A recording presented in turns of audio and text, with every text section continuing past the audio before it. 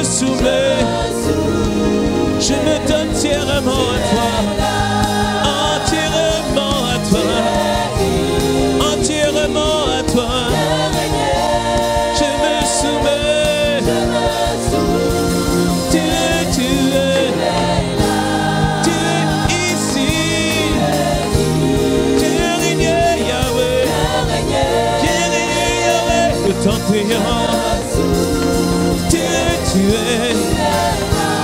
es ici, tiens papa, je me soumets,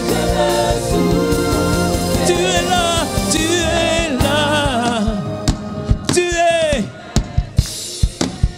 viens régner, Seigneur je me soumets, dis-lui tu es ici, papa viens, je me soumets, tu peux faire mieux que cela, dis-lui papa tu es, dis-lui Jésus tu es, je me soumets, plus tu es là, ce matin il ne veut pas juste ta bouche. Ce matin, il ne veut pas que tu adores seulement de ta bouche, mais il veut que tu l'adores de tout ton cœur. Faites monter vers lui de tout votre cœur des louanges à notre Seigneur. Faites monter tout votre cœur des louanges à notre Seigneur. Tu es là, papa. Tu es ici, Jésus. Saint-Esprit, viens régner. Je me soumets à toi. Tu es ici, tu es ici. Je te demande, papa, un seul souhait, que tu viennes régner au milieu de nous. Tu es ici, tu es ici. Je te demande, papa, viens régner.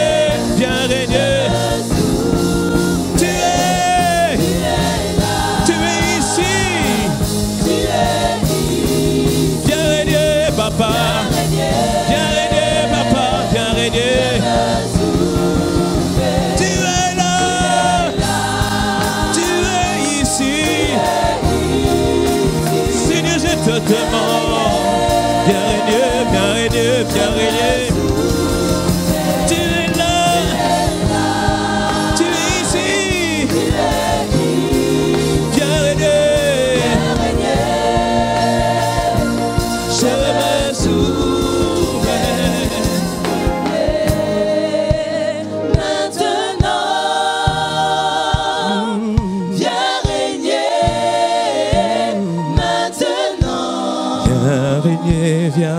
Viens régner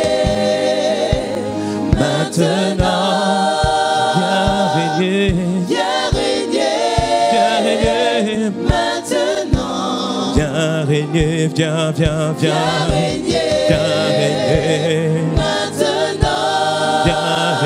viens régner maintenant. Viens régner, viens régner maintenant. Je te demande, papa, viens régner. Viens régner, viens maintenant. Viens régner, viens papa, viens régner maintenant. Je te demande, papa, viens régner maintenant. Viens maintenant. Sur ma vie, sur mes situations. Maintenant.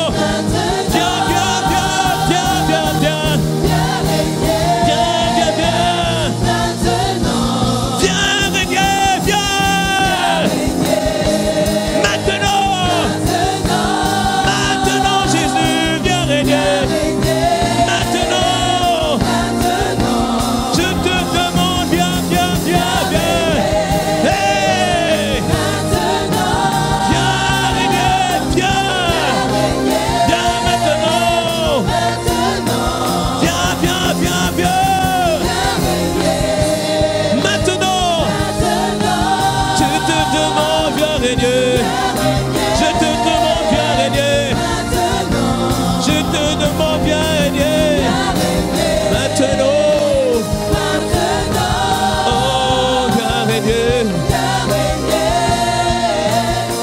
Maintenant, viens régner. Maintenant, oui, viens régner maintenant. Oh, viens régner maintenant. Yedebo si yede kata, yedebo si yede kamasi.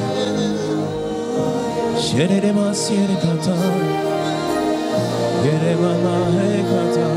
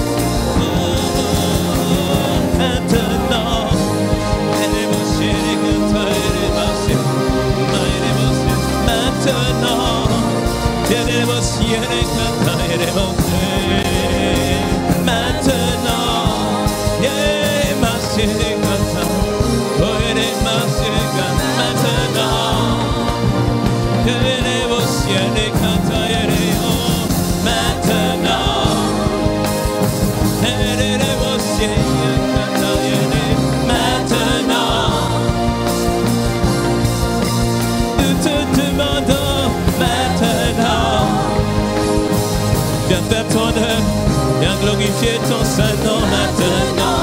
Dans nos vies, en cette situation, nous te demandons maintenant. Agis puissamment comme tu l'as prévu. Dirige nos vies, Seigneur. Nous te demandons d'agir maintenant. Viens, Papa. Viens faire ton œuvre, viens faire ton œuvre, viens faire ton œuvre, viens faire ton œuvre, Jésus. Viens faire ton œuvre maintenant.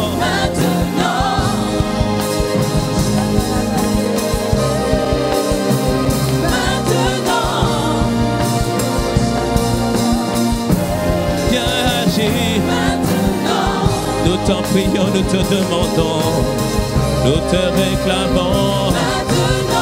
Nous te demandons d'agir puissamment. Nous te demandons. Agis comme toi tu l'as prévu. En ce mois de mars, mets sur notre bouche un chant nouveau. En ce mois de mars, agis. En ce mois de mars, Seigneur Papa. Un chant nouveau dans notre bouche. Maintenant. Car tu le fais dès aujourd'hui et dès à présent. Seigneur, nous te demandons. Maintenant. Pas demain, mais dès à présent. En ce mois, un chant nouveau. Maintenant. Car tu agiras pour nous. Et tu feras ton œuvre en nous. Maintenant. Nous te demandons, Père, selon ta volonté, selon ta parole, agis. Selon ce que toi tu as prévu, selon ce que toi tu as décidé. Seigneur, nous te demandons. Agis puissamment. Viens faire ton œuvre et gouverne nos vies. Nous te demandons d'agir puissamment. Maintenant. Oh oui, Seigneur, tu le fais. Tu l'accomplis. Tu le réalises. Et tu le manifestes. Que ce mois de mars soit le mois où tu mets sur nous un chant nouveau. Que ce soit un mois de visitation. Que ce soit un mois où, Papa, que tes promesses soient manifestées et que tes promesses soient vues en ce mois. Car tu le fais maintenant. Tu l'accomplis. Tu le réalises. Tu le fais maintenant. Assurément, Papa, à la fin de ce mois, personne, Seigneur, ne restera sans témoigner. Car assurément, tu le fais et tu l'accomplis, tu le manifestes. Reçois nos acclamations en signe que nous avons reçu cette parole et nous le verrons s'accomplir et nous le verrons se manifester, nous le verrons se produire, nous le verrons se réaliser dans le nom de Jésus. Merci Papa pour tout ce que tu fais, pour tout ce que tu réalises, pour tout ce que tu manifestes.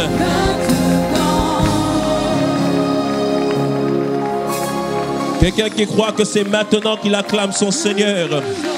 Quelqu'un qui croit que c'est maintenant qu'il exalte son Dieu. Quelqu'un qui croit que c'est maintenant qu'il élève vers lui des cris de triomphe. Des cris de triomphe. Alléluia. Dis à ton voisin, c'est maintenant. Alléluia. Nous pouvons prendre place. Merci les chantres. Amen, amen, amen. Est-ce qu'on peut acclamer pour les chantres? Parce que les messieurs de la Sono, ils n'ont pas facilité l'affaire aujourd'hui. Hein? Nous le bénissons, mais nous croyons qu'en deuxième culte, ça va aller mieux. Dis-moi un bon amen à cela. Alléluia. Encore une fois, bienvenue à toutes et bienvenue à tous pour ce moment de culte. Nous sommes vraiment heureux. Et puis, comprenez qu'à chaque fois, pourquoi on prend le temps d'adorer, le temps d'exalter le Seigneur? Parce que chaque jour, nous venons dans sa présence, on doit s'attendre à lui. Amen. Nous prions à la fois pour lui remettre ce moment, parce que le but, ce n'est pas juste d'entendre des paroles, juste d'entendre des informations, mais nous voulons véritablement une transformation. Dis-moi un bon amen à cela. Et lorsque nous prions aussi dans ces moments où il y a une telle présence, attends-toi à Dieu, dis-moi un bon amen. Parce que parfois, des fois, tu n'as même pas besoin de dire ton besoin, Dieu connaît déjà ton besoin. Toi, exalte-le, élève-le, glorifie-le et assurément, tu le verras qu'il va agir. Dis-moi un bon amen à cela. Dis-moi un bon amen. Oh, je crois que Tony, on s'est trompé d'église. Est-ce que je suis dans la bonne église? Alors dis-moi un bon amen. Alléluia. Amen. N'oubliez pas, toujours, Dieu répond toujours à la faim et la soif de son peuple. Lorsque tu montes de l'enthousiasme, Dieu agit. Dis-moi un bon amen. Non seulement ça encourage le prédicateur, mais ça pousse aussi le prédicateur à rechercher encore plus l'onction de Dieu. Dis-moi un bon amen à cela. Tu n'es pas venu pour recevoir des informations, mais tu es venu pour recevoir une révélation de Dieu ce matin. Dis-moi un bon amen à cela. Dis-moi un bon amen. Alléluia. Depuis plusieurs semaines maintenant, nous parlons du thème ô combien important d'annoncer l'évangile et de faire efficacement le travail de Dieu. Depuis plusieurs semaines, nous en parlons. Et nous avons expliqué qu'en Luc 14, Jésus nous montre une parabole à partir du verset 15, alors qu'il était en train de manger à table avec plusieurs disciples. Il y a un disciple qui s'est crié « Heureux, heureux celui qui prendra son souper dans le royaume des cieux. » Jésus a dit « Oui, c'est vrai, nous serons dans le royaume des cieux avec notre papa en train de prendre notre souper. Mais avant cela, il y a un travail à faire. » Dis à ton voisin, il y a un travail à faire. Et il montre comment, au travers d'une parabole, il dit qu'il y avait un maître qui avait préparé un souper. Il alla inviter ses convives, mais les convives lui dirent on ne peut pas venir, ils lui donnèrent des excuses. Et après, il dit à son serviteur va dans les rues, va chercher promptement dans toutes les places, dans les rues, les pauvres, les estropiés, les aveugles, les boiteux. Et le serviteur est parti faire cela, il a ramené toutes ces personnes dans la maison. Et au verset 22, le serviteur dit au maître ce que tu as fait a été ordonné, mais il y a encore de la place, il y a encore de la place. Et le maître lui dit, ok, va encore partout, dans les rues, dans les champs, va contraindre ces personnes afin qu'elles viennent dans ma maison. Et Jésus voulait souligner que le désir de Dieu, c'est que sa maison soit remplie. Dis-moi un bon amen à ça. Le désir de Dieu, c'est que demain, tu te retournes ici et tu vois ton collègue en train de louer le Seigneur avec toi. Le désir de Dieu, c'est que lorsque tu viens au culte, tu ne viens plus seul, mais tu viens avec papa, maman, avec mari et femme, avec enfant. Dis-moi un bon amen. C'est ça le désir de Dieu. Dis-moi un bon amen si tu reçois cette parole dans le nom de Jésus. Et Jésus, on l'a expliqué, il nous a exprimé que on doit être une église qui répond au commandement le plus important de la parole de Dieu. Le commandement le plus important, c'est en Matthieu 28, il nous dit d'aller dans toutes les nations et faire en sorte que toutes les nations deviennent des disciples de Christ. Dis-moi un bon amen à cela. Donc il nous dit, verset 19, allez, faites de toutes les nations des disciples en les baptisant au nom du Père, du Fils et du Saint-Esprit. Alléluia. Est-ce que vous pouvez mettre le schéma, s'il vous plaît? Et on en vient ensemble que la volonté de Dieu, c'est que nous soyons une église qui réponde à ce commandement. Et parfois, nous avons toujours pensé remettez le schéma. On a toujours pensé que pour qu'il y ait un réveil, il fallait seulement prier. Mais la vérité, il ne faut pas seulement prier. Parce qu'on a dit qu'il y avait Dieu. Ensuite, il y a le Christ, il y a le monde, et il y a le disciple. Tu comprendras pourquoi quand on parle de disciple, on ne parle pas seulement de la personne qui vient à l'église. Dis-moi bon amen. Et la volonté de Dieu, le schéma auquel on doit obéir, c'est que Dieu a envoyé le Christ, appuyé. Le Christ est venu vers nous et a fait de nous des disciples. Et ensuite, nous devons pas seulement prier, mais aller vers le monde afin que le monde soit réconcilié avec Dieu. Dis-moi un bon amen à cela. Acclame le Seigneur. La régie, restez là.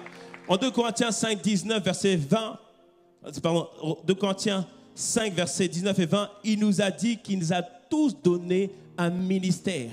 Parfois, on demande, pasteur, c'est quoi mon ministère? Il y a un ministère que nous avons tous, c'est le ministère de la réconciliation. Amen. Ce ministère de la réconciliation, ça veut dire que nous transportons avec nous une lettre d'invitation pour le monde à venir participer au repas du Seigneur, à vivre une nouvelle vie avec le Seigneur. Dis-moi un bon amen à cela. Alléluia. Et qu'est-ce que Jésus attend de nous? C'est que nous puissions faire le travail de Dieu. Amen. Et pour le faire, nous ne sommes pas seuls. 2 flèches, s'il vous plaît. Nous avons avec nous la personne du Saint-Esprit. Alléluia. Et avec la personne du Saint-Esprit, maintenant, 2 flèches de 2 fois. Maintenant, nous allons accomplir la mission que le Seigneur nous a donnée. Dis-moi un bon amen à cela. Alléluia. Qui veut être dans ce schéma-là? Qui veut accomplir cela? Amen. Nous tous, on doit le faire. Et on a expliqué pourquoi il était important d'annoncer l'évangile et de faire le travail de Dieu de manière efficace. Dis avec moi, efficace. Merci la régie, c'est bon pour le schéma. Et on doit vraiment comprendre une chose précise. Quand on parle d'efficace, on veut que cela produise des résultats. Il faut qu'il y ait un effet.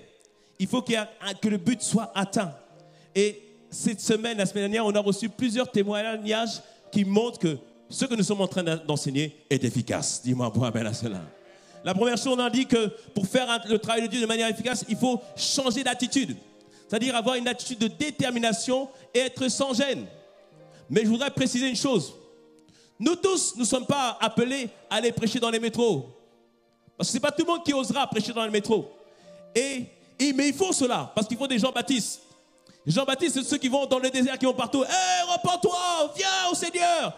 Certaines personnes seront gagnées comme ça. Mais dans certaines circonstances, ce n'est pas cela la meilleure méthode. On voit que Jésus, par moments, a parlé à la foule, mais il a aussi parlé à des individus. Il a parlé à la Samaritaine. Il a guéri, il a libéré l'homme qui était sous l'emprise de plusieurs démons à Gadara. Et il a fait en sorte que, parce qu'il a libéré cette personne-là, cette personne à lui tout seul a été un évangéliste qui a conquis 10 villes. Est-ce que tu me suis? Il y a plusieurs stratégies. Tout le monde ne prêchera pas dans le métro. Mais il y a une chose que nous tous nous sommes appelés à faire, c'est de témoigner. Dis-moi un bon amen à ça. Nous tous nous sommes appelés à témoigner. Une sœur nous a donné ce témoignage. Elle a dit que le pasteur Mateta a dit dimanche, change ton attitude, va dire ce à quoi tu crois, va parler de Jésus, aie une attitude persuasive. Si tu es sûr de Jésus, proclame-le. Et après, elle a dit que j'avais dit, va, c'est le Saint-Esprit qui agit en toi. Et elle a témoigné qu'elle a réécouté l'enseignement. Rappelez-vous que tous les enseignements sont sur YouTube. Elle a réécouté l'enseignement. Et elle a prié dans la journée par rapport à l'enseignement. Parce que l'enseignement te donne la foi, mais la prière te donne le courage. Dis-moi pour amen. L'enseignement te donne la foi, mais la prière te donne le courage. Et en fin de journée, alors qu'elle était dans la navette qui la ramenait de son travail vers la défense, parce qu'elle travaillait vers la défense, elle était en train de s'asseoir à côté de sa collègue. Elle a dit, bon, cette fois, on m'a dit qu'il faut le faire, donc je me lance. Dis avec moi, je me lance. Elle s'est lancée. Elle a commencé à parler de Jésus à sa collègue qui était assise à côté d'elle. Et là, elle a vu que son cœur était disposé. Mais comme le trajet était court, elle n'a pas pu aller plus loin. Mais après, le soir, lorsqu'elle est rentrée à la maison, elle a pris son téléphone. Dis-moi avec moi, le téléphone, c'est pas que pour aller sur Facebook. Dis-moi bon amen. C'est pas que pour se distraire.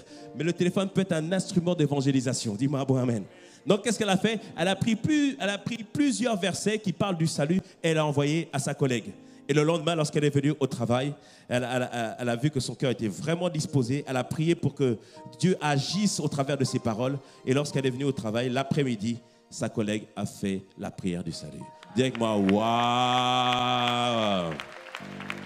Et dans le message qu'elle nous a envoyé, elle dit, ça marche, point d'exclamation. Dis-moi, bon amen. Dis avec moi, ça marche. Alléluia. On doit vraiment comprendre que si Dieu nous donne cette parole, c'est que la moisson est prête. Si Dieu nous donne cette parole, c'est une instruction qu'il nous donne. Et il faut que nous puissions aller. Dis-moi un bon amen. Donc la première chose, on a dit, changeons d'attitude. Ayons une attitude de persuasion, une attitude déterminée, une attitude qui soit sans gêne. Deuxième chose, on a dit qu'on doit passer du temps dans la prière. Pourquoi? Parce que la prière prépare les cœurs. Comme la sœur l'a dit, elle a prié afin que la parole, les versets qu'elle a envoyés puissent agir dans le cœur de la personne. La prière permet de préparer le terrain. La prière permet que lorsque tu vas venir, les paroles seront bien reçues. La prière permet que le terrain soit propice. Lorsque un cultivateur doit semer les graines, il prépare d'abord toujours le terrain. De la même manière, la prière prépare le terrain. Un autre frère a donné ce témoignage. Il a dit, durant notre jeûne et prière de décembre dernier, j'avais eu à cœur de prier pour mes collègues de travail. Et il a prié pour ses collègues de travail. Et il avait l'impression que peut-être que ça n'agissait pas. Parce que parfois quand on prie, on n'a pas l'impression que ça agit. Mais la vérité est que nos prières sont très efficaces. Dis-moi, amen. Nos prières sont très efficaces. Et au bout d'un moment, il y a quelques semaines, il a décidé, ne faites pas attention, il a décidé d'aller vers son collègue pour à nouveau lui parler de Jésus. Et lorsqu'il s'est approché de son collègue pour lui parler de Jésus, il s'est aperçu que son collègue avait déjà donné sa vie au Seigneur, alors que ce collègue-là était opposé à l'évangile. Il avait donné sa vie au Seigneur parce que sa sœur du collègue lui avait présenté le Christ. Mais la vérité, comme je t'ai dit la semaine dernière, c'est un travail d'équipe. Lui, il a semé une parole lorsqu'il parlait avec son collègue. Ça n'avait pas l'air de marcher, mais il a continué à prier. Le terrain a été préparé. La semence qu'il a faite a commencé à germer. La sœur du collègue est venue à semer encore. D'autres sont arrivés certainement, ont arrosé. Et finalement, tout le monde a récolté. Dis-moi un beau amen à cela. Dis-moi un amen. Alors ne cesse jamais d'annoncer l'évangile. Ne cesse jamais de proclamer l'évangile. Alléluia. Je te vois à venir avec ta famille dans ce lieu, célébrer l'Éternel dans le nom de Jésus. Dis-moi un bon amen à cela. Alléluia. Et nous voyons maintenant la troisième stratégie pour que nous puissions gagner plus d'âmes. Dis avec moi, stratégie. Vous voyez dans la parabole de Luc 14 qu'on a lu, Jésus d'abord parle des personnes qui sont excusées. Et là, on a eu les tactiques pour prier lorsqu'un cœur n'est pas disposé. Mais au verset 21, on voit que le maître donne un ordre à son serviteur. Il dit au serviteur, le serviteur de retour rapporta ces choses à son maître, c'est-à-dire que les personnes ont refusé. Alors le maître de la maison, irrité, dit à son serviteur, va promptement, dis avec moi promptement. Il y va promptement dans les places et dans les rues de la ville et amène ici les pauvres, les estropiés, les aveugles et les boiteux. Il le dit, va promptement. C'est-à-dire qu'il dit, il y a urgence. Il y a urgence par rapport à une catégorie de personnes qui ne peuvent pas attendre que tu viennes annoncer l'évangile. Il dit qu'il y a une catégorie de personnes où il faut absolument que nous puissions y aller maintenant. Dis-moi maintenant. Parce que tu dois comprendre qu'il y a des gens qui doivent accepter le Christ maintenant parce que tu ne sais pas ce qu'ils seront demain. Je t'ai raconté que lorsque je travaillais à Londres, il y avait un de nos responsables qui travaillait à côté de nous. Et au bout d'un moment, je ne le voyais plus. J'ai demandé, mais qu'est-ce qui s'est passé? Et c'est là que j'ai appris qu'en fait, il avait fait une sorte de dépression parce qu'il passait par une instance de divorce. On l'a retrouvé alors qu'il était parti en mission à l'étranger. On l'a retrouvé à l'hôtel. Il n'était pas venu aux réunions. On est venu à l'hôtel frapper. Et lorsqu'on a ouvert la porte, il y avait des bouteilles d'alcool partout. La personne, elle avait fait une sorte de dépression. Elle avait bu énormément d'alcool. Et moi, ce matin, je me suis dit, mais Seigneur, mais j'étais à côté de lui pendant tout ce temps. Et quelqu'un m'a donné aussi le témoignage tragique. Il a dit, il y avait un collègue qui était là, qui n'était pas bien. Et tous, ils voyaient que le collègue n'était pas bien. Et ils lui demandaient alors, ça va et tout ça. Et le collègue semblait dire, oui, oui, ça va, ça va, ça va. Mais ça se voyait qu'il n'était pas bien. Et le frère dit, bon, c'est pas grave, il dit que ça va bien, bon, je verrai plus tard. Et après, quelques temps après, on ne le voit plus, le collègue. Et ce collègue-là, après, on prend des nouvelles et on apprend de la part de la famille que le collègue s'est suicidé. Directement, aïe. Pourquoi? Parce que ce collègue-là, il était dans la détresse. Et Jésus nous dit qu'il faut qu'on aille promptement vers ceux qui sont pauvres, ceux qui sont estropiés, ceux qui sont aveugles, ceux qui sont boiteux. Pourquoi? Parce que ce sont des personnes qui sont dans des situations de détresse. Est-ce que tu me suis ce matin? Il dit pour ces personnes-là, il ne faut pas attendre. Il faut aller promptement. Il faut promptement. C'est ce genre de personnes, lorsque tu vois, tu roules en voiture, des fois, c'est vrai, il y a des personnes qui, à tous les coups, tous les feux, il y a toujours des gens qui viennent te demander de l'argent. Mais il y a des personnes, lorsque tu roules, quand tu les regardes, c'est comme si, tu dis non, lui, il a un truc spécial. Tu dis non, là, il faut que je m'arrête. Et parfois, avec notre train-train, on dit non, mais je verrai ça plus tard. Quand c'est comme ça, c'est-à-dire qu'il faut que tu t'arrêtes et que tu ailles promptement vers la personne. Dis-moi un bon amen à cela. Alléluia. Jésus nous dit qu'il faut aller promptement vers les pauvres. Les pauvres sont les personnes qui sont nécessiteuses. Ce sont les personnes qui passent par des moments de détresse parce que pas assez à manger, pas assez d'argent. Et pour aller vers ces personnes-là, on ne va pas aller les mains vides. Dis-moi un bon amen. Parce que quelqu'un dit ventre affamé n'a point d'oreille. Vers ces personnes-là, on va apporter de quoi manger. On va apporter de quoi s'habiller. Mais aussi, on va aller leur témoigner que Dieu est capable de sortir quelqu'un qui était dans la pauvreté, dans la 17, pour l'amener dans la situation où Dieu prend soin. Dis-moi un bon amen à cela. Qui un jour Dieu a pourvu de manière miraculeuse dans sa vie? Qui un jour Dieu a pourvu de manière miraculeuse? Ça veut dire que tu es qualifié pour aller témoigner aux pauvres que Dieu est capable de relever. Dis-moi un bon amen à ça. Tu es qualifié, dis-moi un bon amen. Et Dieu veut que nous puissions aller de manière prompte. Oh, le français, vraiment. Yeah. Il veut que nous puissions aller rapidement vers ces personnes-là. Parce qu'il faut comprendre une chose, que la pauvreté, c'est pas bon. La pauvreté, c'est pas bon. Hein? Comment vous expliquez que ce sont dans les lieux où il y a la pauvreté qu'il y a plus de criminalité, il y a plus de violence? La pauvreté entraîne tout cela. Parce qu'on cherche des voies et des moyens pour acquérir de l'argent. Mais Dieu veut que nous puissions aller vers ces personnes-là. Non seulement aller avec ces personnes-là, avec de quoi leur donner à manger, de quoi se vêtir, mais aussi avec des témoignages que lorsqu'on obéit aux principes de Dieu, nous sommes capables d'être relevés. Aujourd'hui, on a des super formations ici. Comment gérer son budget? Comment établir une alliance avec Dieu dans ses finances? On a toutes ces formations ici. Et je vous dis que maintenant le temps est venu que ces formations, on ne va pas les faire ici, mais on va les faire dans les MJC, c'est non? Les maisons de jeunesse. Les MJC de Cergy, de Creil, de Beauvais, de Mantes-la-Ville. Dis-moi un point amen à cela. On va aller vers ces personnes pour leur montrer que Dieu est capable de relever. Dis-moi un bon amen. Il y va aussi vers les estropiés. Les estropiés, ce sont toutes les personnes qui ont perdu un membre important dans leur vie. Certains ont été amputés d'un père. Ils ont grandi sans père. Ils ont grandi sans avoir un repère. Toi, va leur montrer que dans la famille de Christ, on peut trouver un père et une mère qui nous montrera le chemin, qui nous montrera la direction. Dis-moi un bon amen à cela. Il y en a d'autres qui ont perdu un enfant. Et ils ont perdu le goût de la vie. Mais toi, peut-être que tu es passé par cette situation difficile. Va leur montrer que Dieu est capable de consoler, que Dieu est capable de relever. Un jour, il y avait une maman qui était endeuillée chez moi parce qu'elle avait perdu son fils. Elle ne connaissait pas le Christ. Et l'église est venue vers elle. Il dit, mais qui on va envoyer pour aller parler à cette dame? Et il y avait une maman, on lui dit, écoute maman, est-ce que tu peux aller parler à cette autre mère? Elle dit, oui, je peux aller lui parler. Parce que moi aussi, j'ai perdu un enfant. Moi aussi, j'ai été endeuillé. Moi aussi, j'ai pleuré. Mais le Seigneur m'a consolé. Moi, je sais ce qu'elle ressent. Moi, je sais. Moi, je vais lui dire. Moi, je vais lui proclamer que Dieu est capable de relever. Dis-moi un bon amen à cela. Est-ce que tu me suis ce matin? Si tu es passé par des détresses, si Dieu t'a relevé, tu es qualifié pour aller parler. Tu es qualifié. Peut-être que tu es passé par des situations difficiles.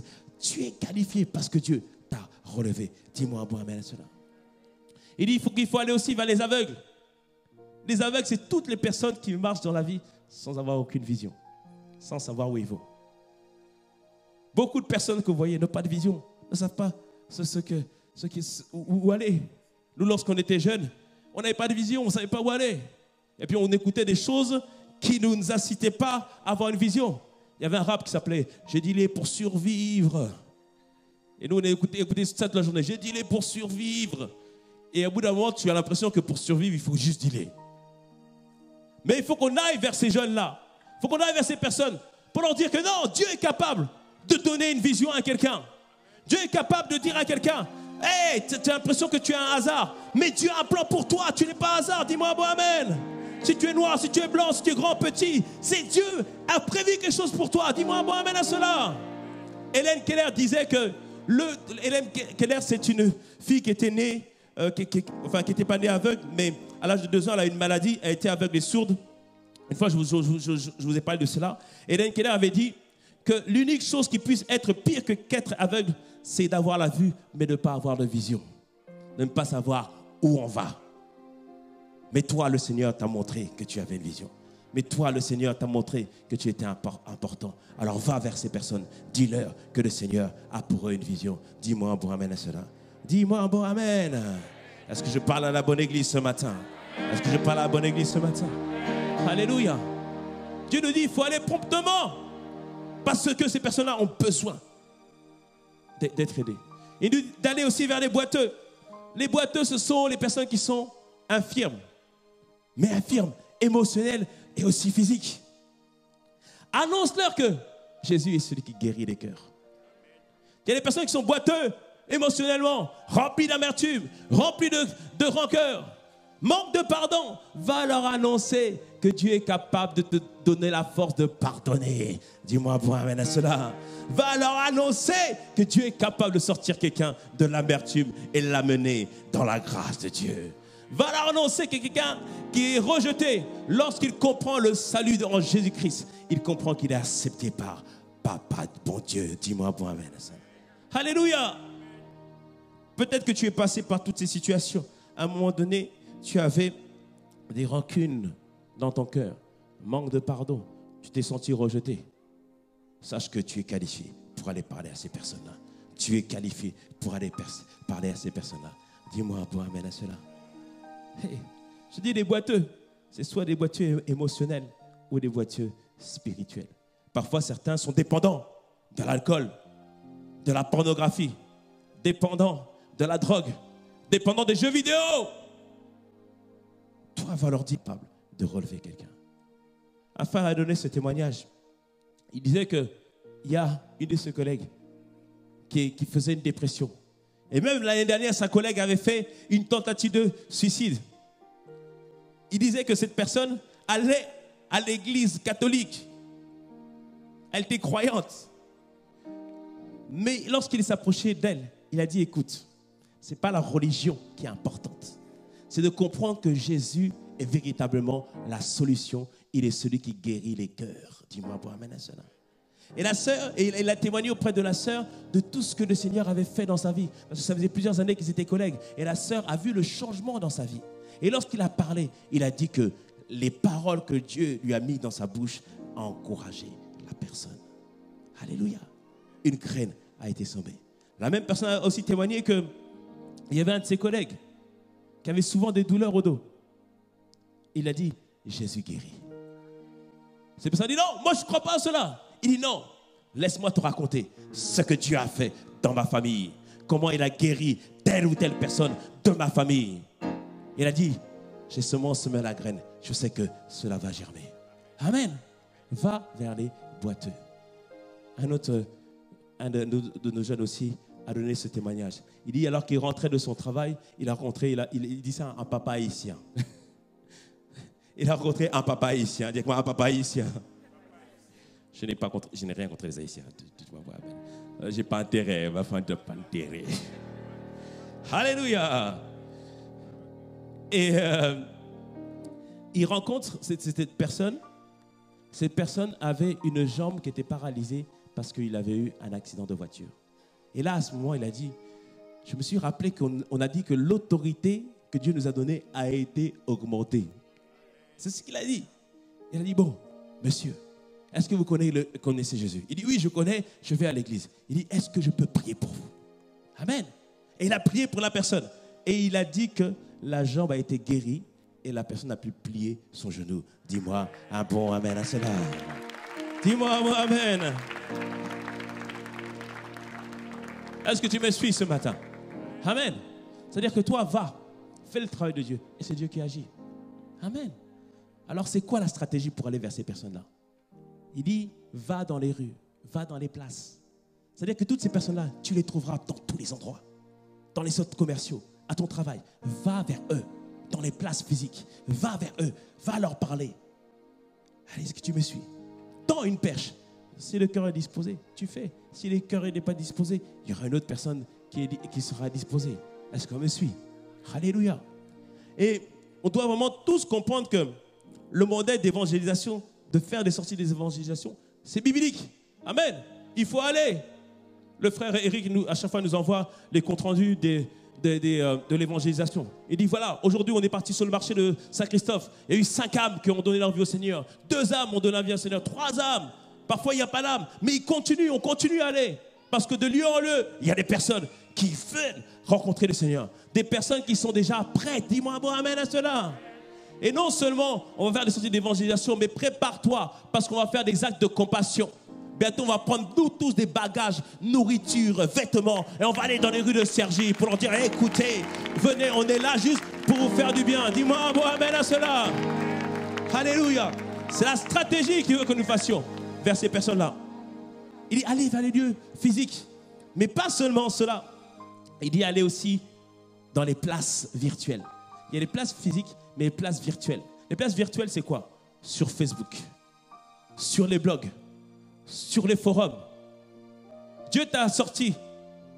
Avant, tu avais des pensées de suicide. Dieu t'a délivré.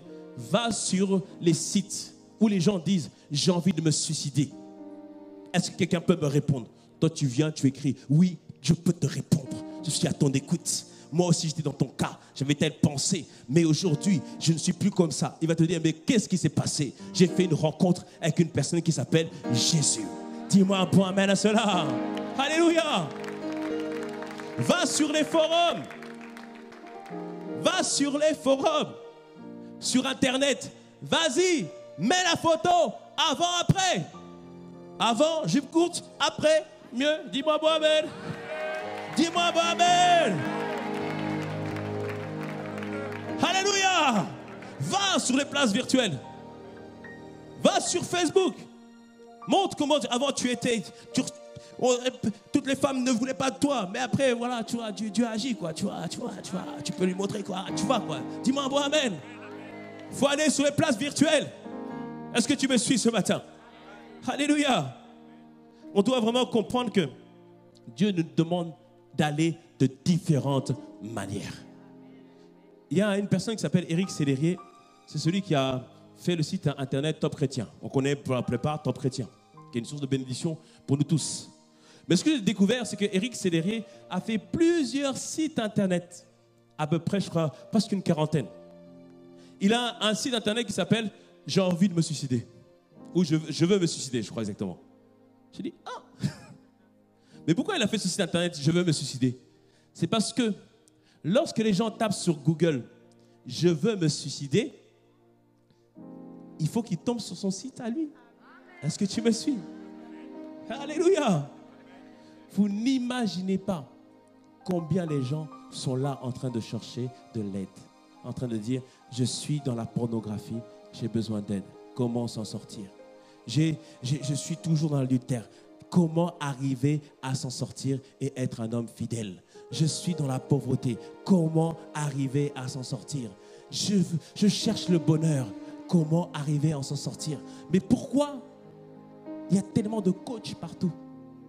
Pourquoi il y a tellement de personnes qui sont partout en train de faire des trucs de coaching? Parce que le monde cherche, le monde désire accéder à un bonheur, un épanouissement. Est-ce que tu me suis ou pas? Est-ce que tu me suis? Tu peux acclamer le Seigneur. Amen.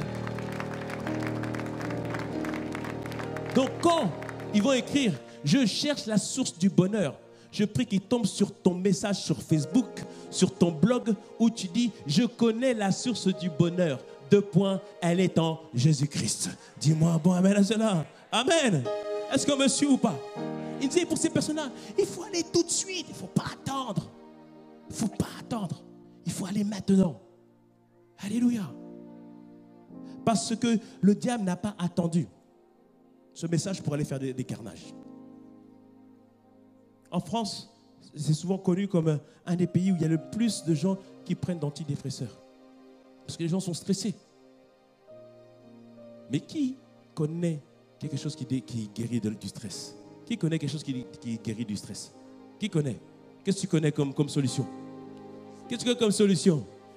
Amen. C'est Jésus qui libère du stress.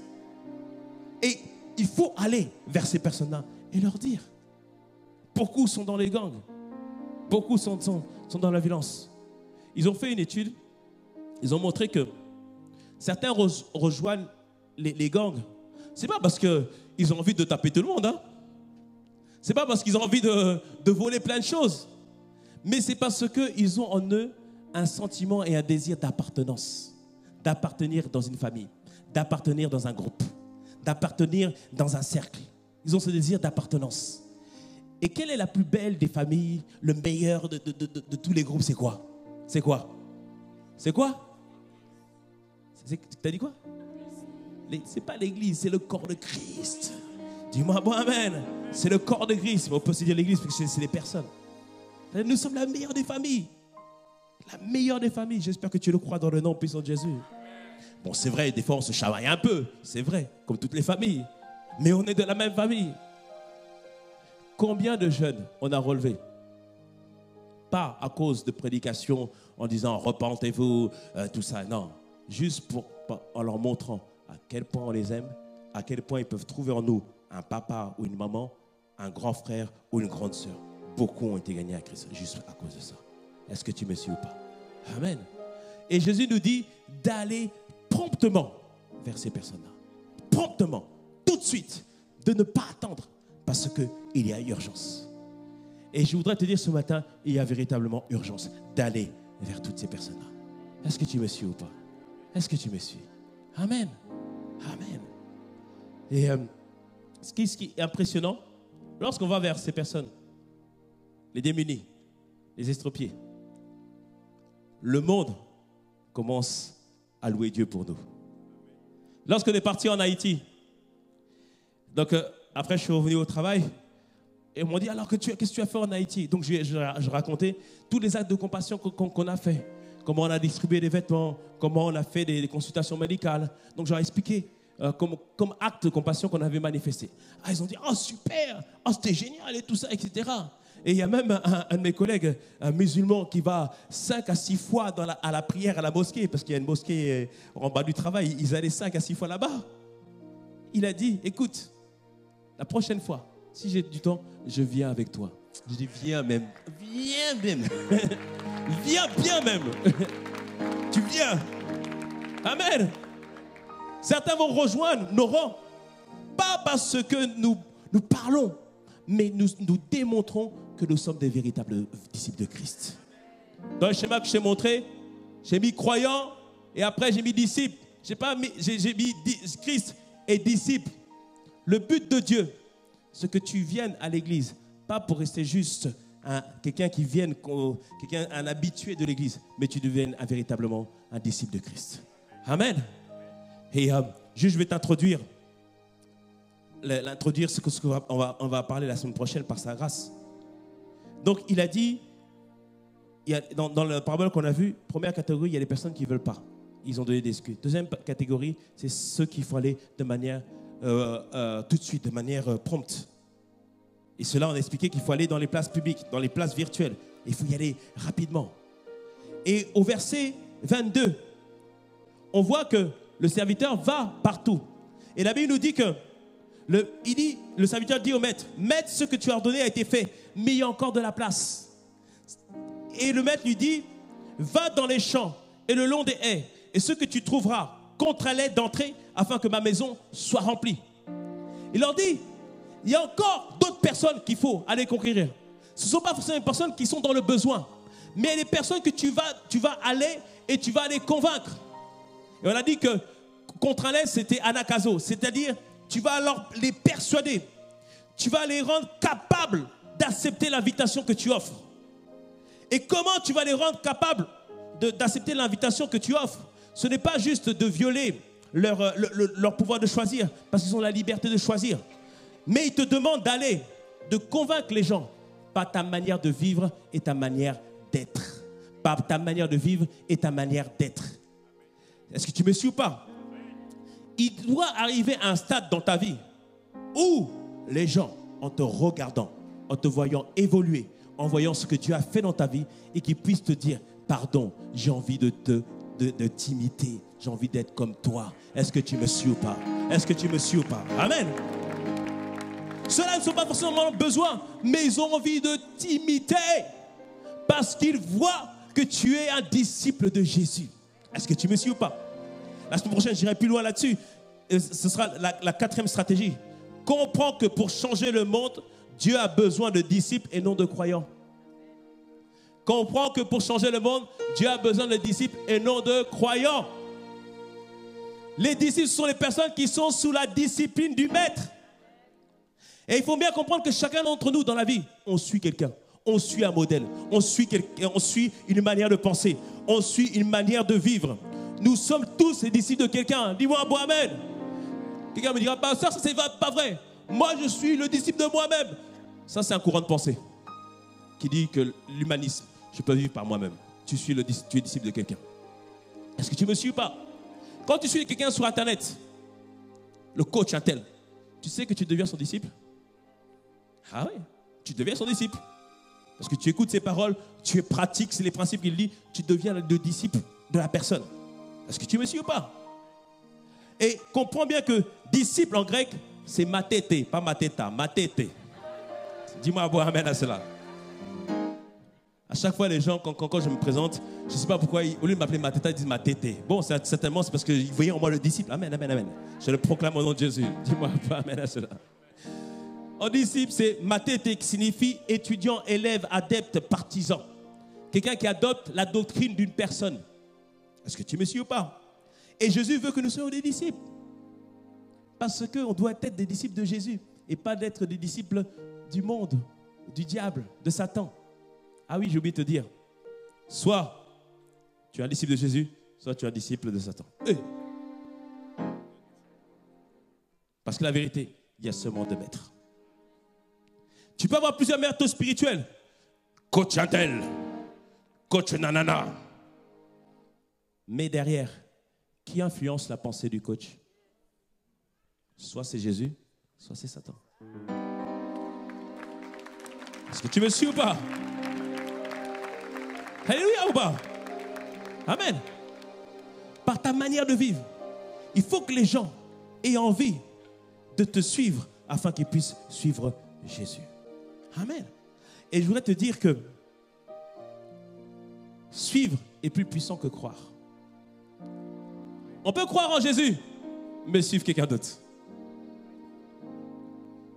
Si tu es plus au courant de l'état du pied de Neymar que de ce que Jésus a fait dans le livre de Matthieu, c'est que tu suis Neymar et tu ne suis pas Jésus. Tu me suis ou pas? Si tu es au courant de où est en train de se trouver Beyoncé à l'instant même, c'est que tu suis plus Beyoncé que tu suis Jésus. Est-ce que tu me suis ou pas? Et je t'expliquerai la prochaine fois que lorsque tu suis quelqu'un, à force de l'écouter, à force de le suivre, à force de l'entendre, il y a un transfert qui se fait. C'est-à-dire que ce qu'il est, tu le deviens. Ce qu'il a, tu commences à... Enfin, ce qu'il est, tu le deviens. Et au fur et à mesure, ce qu'il a, tu vas aussi l'avoir. Les disciples de Jésus, au début, ils n'étaient pas parfaits. Mais à force de côtoyer Jésus, à force d'entendre les paroles de Jésus, parfois Jésus était dur. Les croyants, quand lorsque Jésus est dur, ils disent « Ah non, c'est bon là, le pasteur a été trop dur, la parole était trop dure, je ne suis plus. » Mais un disciple, il dit « Seigneur, mais vers qui irons-nous? C'est toi qui as les paroles de la vie. Est-ce que tu me suis ou pas? »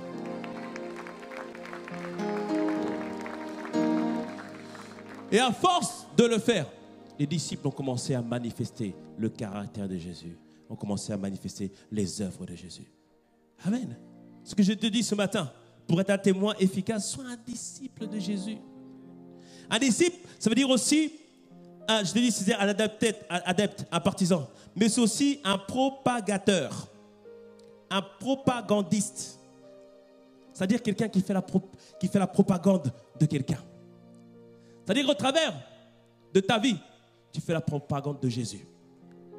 Et on doit bien comprendre une chose, que celui qui a le plus de disciples, ce n'est pas Jésus, c'est Satan. Car la Bible nous dit que le monde est sous l'emprise du malin. Et les gens parfois se disent, je ne suis pas athée, je ne crois pas. Mais la vérité, ils sont les disciples de Satan. Pourquoi? Parce qu'ils propagent la bonne nouvelle de ce que Dieu n'existe pas. C'est ça la bonne nouvelle qu'ils propagent. Enfin, la mauvaise nouvelle, disons. Pour eux, c'est soi-disant une bonne nouvelle. Il y avait quelqu'un qui avait donné ce témoignage. Il disait, moi j'étais athée.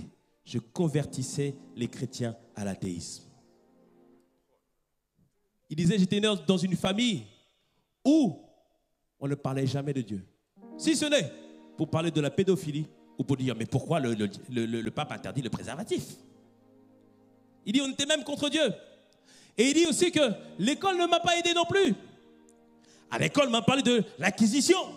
L'acquisition, c'est du XIIIe siècle au XVIe siècle, où l'Église catholique avait mis en place des tribunaux où on condamnait les gens, des hérétiques. On leur faisait subir des supplices. Et quand ils ont vu tout ça, c'était pas une bonne chose. Dis-moi, bon, amen. Et quand il a vu tout ça, il dit, mais je rejette la religion. Il y a plein de pensées comme ça en lui.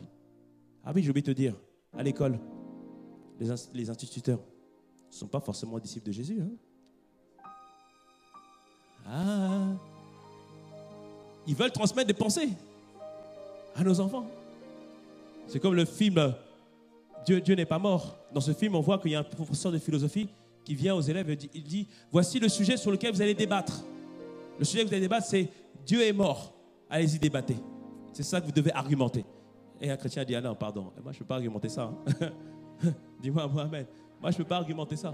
Moi je crois que Dieu n'est pas mort. Il dit, ok, prouvez-le. Amen. C'est-à-dire que partout, on se rend compte qu'on fait face à des disciples. Et Dieu veut que tu sois un véritable disciple de Christ. La personne que je te racontais là, qui était athée, il a fait des études de philosophie. Et lorsqu'il est arrivé aux études de philosophie, il a rencontré un chrétien. Il dit, c'était la première fois que je rencontrais un chrétien qui réfléchissait. Parce que pour lui, les chrétiens ne réfléchissent pas. Il a commencé à débattre avec lui pour le convaincre qu'il faut que... Il disait, je vais le sortir pour l'amener vers l'athéisme. Et pendant 1 an, il a fait ça. Il disait, j'allais même dans les églises pour convaincre les gens que Dieu n'existe pas. Hey! Si tu es là, mon frère, viens à la fin. Il n'y a pas de problème, on va discuter. Dis-moi pour Amen. Alléluia. Elle est là pour convaincre les gens. Et puis au bout d'un moment, il s'apercevait que c'était toujours des débats, toujours des façons de faire. Il dit non, je vais lire la Bible. Comme ça, j'aurai des arguments. Il disait, j'ai acheté une Bible, j'ai pris un carnet. Il dit, j'allais noter tous les points qui semblaient un peu bizarres. Et lorsqu'il lisait la Bible, le livre de Genèse, il dit, ah, je vois que les croyants sont parfois des personnes qui ont un peu peur. Il dit, je vais utiliser cet argument. Et alors qu'il lisait, il y a une voix intérieure qui lui a dit, tu es pécheur. Il dit, quoi? Il dit, c'est vrai, j'ai déjà entendu ça, pécheur. Mais vous savez que quand on dit au monde, tu es pécheur, pour eux, ça ne veut rien dire. Parce qu'ils n'ont pas la notion de péché, ça ne veut rien dire. Mais là, il s'est rendu compte que non, l'état dans lequel j'étais n'était pas bon. Il s'est rendu compte qu'il y avait un créateur. Alléluia. Il s'est dit, non, je veux rencontrer ce Dieu-là. Amen. Et maintenant, cette personne-là est devenue quelqu'un qui témoigne de la parole de Dieu. Et il dit une chose, qu'il s'est aperçu qu'on peut rencontrer Dieu sans devenir fou. Dis-moi, amen. Un jour, quelqu'un qu'on connaît, elle m'a observé, elle m'a dit, mais c'est pas possible. Je dis quoi? Elle dit, c'est pas possible. Tu peux pas croire en Dieu. J'ai dit, mais comment ça? Bah, t'es intelligent, t'es pas en galère, mais tu peux pas croire en Dieu. Il dit, les autres, ils se passent par des situations difficiles, non, ils croient en Dieu, mais toi, tu peux pas croire en Dieu. Je dis, mais ça n'a rien à voir avec le fait que nous sommes des personnes qui raisonnent. Il n'y a pas plus rationnel que moi. Je vous dis, il n'y a pas plus rationnel que moi. Une fois, je vous ai raconté quand j'étais... Bon, chacun a ses distractions. Bon, nos jeunes d'aujourd'hui, ils sont sur Facebook et tout ça. Mais nous, à l'époque, on allait à la Cité des Sciences de la Villette. Donc, on passait notre après-midi là-bas à étudier les collisions entre les plaques géographiques et tout ça, les trous noirs. Bon, chacun sa passion. Dis-moi, bon, amen. Chacun son truc. Hein. Amen. Donc, je suis très rationnel. Je suis très scientifique. Je suis très rationnel. Mais le fait d'être rationnel, que peut te pousser à croire en Dieu? La science n'a pas lieu d'être si tu ne comprends pas que Dieu existe. Parce que si tu peux expliquer quelque chose, c'est que forcément, il y a un ordre d'état des choses. Ça, c'est clair. Est-ce que tu me suis ou pas? La science n'a pas lieu d'être si il n'y a pas d'ordre. Et à part si pour être un scientifique, tu dois croire en Dieu. Amen. Et il n'y a rien de plus rationnel. Amen. Et on doit comprendre cela, que d'autres seront impactés. Pas parce que, on va dire des paroles, mais juste parce qu'on nous avait vu vivre. Mais aussi parce qu'on marche comme étant des disciples de Christ. Dis-moi un bon amen à cela. Un jour, un ami de la famille est venu à la maison. Il a regardé la maison. Bon, Dieu m'a fait grâce quand même. On a une maison qui est bien. Quoi. Il est arrivé. Il dit, je retrouve la foi aujourd'hui. Mais pourquoi? Parce qu'il s'est rendu compte qu'on peut aller à l'église, être pasteur, donner sa dîme, donner ses offrandes, dis-moi un bon amen, être réglo, et puis que Dieu prend soin de nous. Dis-moi un bon amen à cela. Est-ce que tu me suis ou pas? Amen. Et ça, c'est faire la propagande de Jésus. Ça, c'est démontrer que Jésus est capable de faire. Amen. Lorsque tu dis aux gens, je me suis marié sans avoir couché, on n'a pas vécu ensemble. Et ça s'est bien passé. Et ça va entre vous, il n'y a pas de problème, il n'y a pas eu de mauvaise surprise. Non, il n'y a pas de mauvaise surprise, dis-moi bon amen. Parce qu'il dit qu'il nous bénit de la bénédiction qui s'ensuit d'aucun chagrin dans le nom de Jésus. Dis-moi un bon amen à cela. Amen. Mais cela, il faut être des disciples de Jésus. Nous devons être des gens qui vantent la propagande de Jésus, qui vantent que ça vaut le coup d'avancer avec Jésus. Ça vaut la peine d'avancer sur le chemin de Jésus. Est-ce que tu me suis ou pas? Amen. Et cette semaine, Dieu nous a donné vraiment une instruction à nous tous. Ayons un cœur entier pour Jésus. Ce sera le thème de la vie et des femmes, mais c'est aussi la parole que Dieu nous a donnée. Ayons un cœur entier pour Jésus. Dieu ne veut pas juste que tu viennes à l'église. Dieu veut que tu demeures en lui. Dieu ne veut pas juste que tu pries pour juste te demander, non. Il veut une relation avec toi, une intimité, une proximité. Je vous ai dit cette semaine, Dieu n'a pas besoin de tes lèvres, mais il a besoin de ton cœur. Ésaïe 29, 13. Ésaïe 29, 13. Le Seigneur dit, quand ce peuple s'approche de moi, il m'honore de la bouche et des lèvres, mais son cœur est éloigné de moi. Et la crainte qu'il a de moi n'est qu'un précepte de tradition humaine. Laisse tomber la religion. Ça mène personne à venir à Christ. Rentre, deviens un véritable disciple de Jésus. Donne ton cœur entier au Seigneur. Matthieu 6, 21. Car là où est ton trésor, là aussi sera ton cœur. Là où est ton trésor, là aussi sera ton cœur. On l'a vu. Les personnes qui ne voulaient pas Jésus, qui ne voulaient pas aller au souper, c'est parce que leur trésor, c'était le travail, c'était le business, c'était le mariage. Mais comprends que toutes ces choses ne peuvent pas apporter le bonheur. Toutes ces choses ne peuvent pas te combler. Rappelle-toi ce qu'avait dit Blaise Pascal. Blaise Pascal, qui était un mathématicien, un physicien.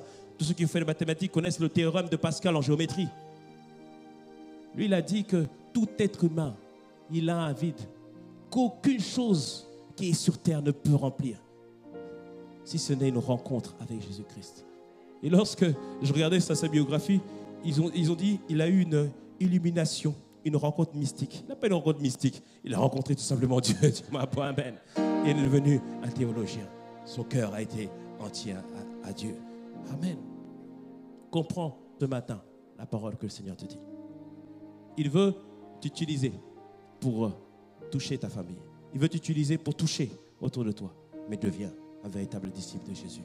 Donne ton cœur entier au Seigneur.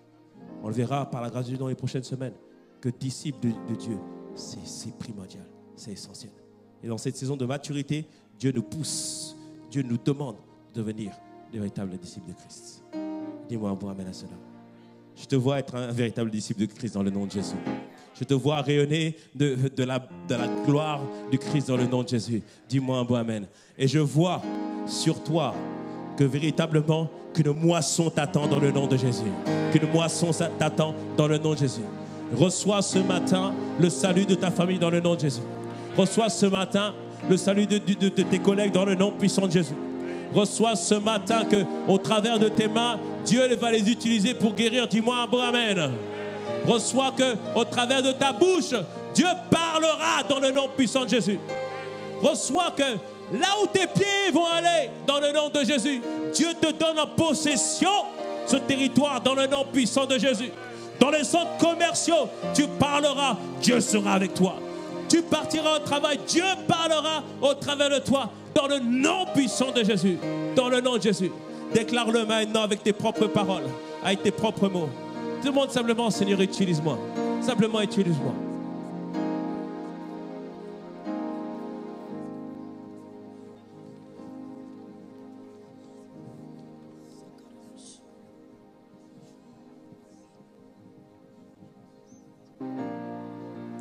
Même si je ne suis rien, sers-toi de moi. Oui, papa, sers-toi de nous. Prends mon cœur et prends ma vie. Seigneur Jésus, touche mon cœur, mon esprit. Même si je ne suis rien, sers-toi de moi. Dis-lui, même si. Même si je ne suis rien, sers-toi de moi. Dis-lui, papa, même si. Même si je ne suis rien, sers-toi de moi. Dis-lui, papa, prends mon cœur. Prends mon cœur et prends ma vie. Touche mon cœur, mon esprit. Même si je ne suis rien, sers-toi de moi. Même si je ne suis rien, sers-toi de moi. Dis-lui, papa, même si je ne suis rien. Même si je ne suis rien, sers-toi de moi. Dis-lui, prends mon cœur. Prends mon cœur et prends ma vie. Touche mon cœur, mon esprit. Même si je ne suis rien, sers-toi de moi. Même si, comme une prière, même si. Même si je ne suis rien, sers-toi de moi. Dis-lui, papa, même si. Même si je ne suis rien, sers-toi de moi. Dis-lui, prends mon cœur. Prends mon cœur et prends ma vie. Seigneur Jésus, touche mon cœur, mon esprit. même si je ne suis rien, sers-toi de moi. Une dernière fois, tu dis, même si je ne suis rien, sers-toi de moi. Tu dis, papa, même si je ne suis rien, sers-toi de moi. Prends mon cœur, Jésus. Prends mon cœur et prends ma vie. Touche mon cœur, mon esprit. Oh, même si je ne suis rien, sers-toi de dis-lui, moi. prends mon cœur, papa, prends mon cœur. Prends mon cœur et prends ma vie. Touche mon cœur, mon esprit. même si je ne suis rien, sers-toi de une dernière moi. fois, prends mon cœur. Prends mon cœur et prends ma vie. Touche mon cœur, mon esprit. Même si je ne suis rien, sers-toi de moi. Que tu deviennes un instrument puissant entre les mains de Dieu. Que tu deviennes un instrument puissant entre les mains de Dieu. Avec tes faiblesses, le Seigneur te montrera qu'il sera ta force dans le nom de Jésus. Avec tes insuffisances, le Seigneur te montrera qu'il est plus que capable. Et dans le nom puissant de Jésus ce matin, décide de devenir un véritable disciple de Christ afin de devenir un témoin efficace, afin que les âmes soient gagnées au travers de ta vie. Que ce soit ton partage maintenant et pour toujours. Acclame le Seigneur. Acclame-le. Acclame-le. Acclame-le. Acclame-le. Acclame-le. La tête inclinée. Je voudrais donner l'opportunité à quelqu'un ce matin de pouvoir recevoir le Seigneur Jésus-Christ dans sa vie. Tu as entendu ce message, tu viens à l'église, c'est bien. Mais ce matin, le Seigneur veut t'inviter à renouer ou à nouer avec lui pour la première fois. Comme on a dit, Dieu est capable de changer les vies. Nous sommes des témoignages vivants de ce que Dieu est capable de véritablement prendre soin. Nous sommes des témoignages vivants qui n'ont pas besoin d'aller dans les extrémités pour pouvoir accepter le Seigneur Jésus-Christ dans sa vie. Non. Juste répondre à son appel, car il nous a appelés et nous a montré son amour. Et ce matin, je voudrais donner l'opportunité à quelqu'un de pouvoir recevoir le Seigneur Jésus-Christ dans sa vie ce matin. Est-ce que tu peux simplement lever la main où tu te trouves si tu désires recevoir le Seigneur Jésus ce matin? Lève simplement la main là où tu te trouves. Amen. Je vois deux mains levées là-bas. Amen. Et encore une autre personne qui va recevoir le Seigneur Jésus-Christ ou pas? Est-ce qu'il y a d'autres personnes qui veulent recevoir le Seigneur Jésus-Christ? Amen. Les personnes qui lèvent la main, venez devant. On veut prier avec vous. Pouvez vous lever? Venez devant. Les personnes qui veulent recevoir le Seigneur Jésus-Christ dans leur vie. Amen. Toutes les personnes. Non, il n'y a pas de honte. Venez. Est-ce qu'on peut les encourager? Ils n'osent pas venir. Allez, on les encourage, on l'encourage. On leur montre ce qu'il y a au ciel. Allez, on leur montre. La joie qui est dans les cieux. Amen. Alléluia, plus fort.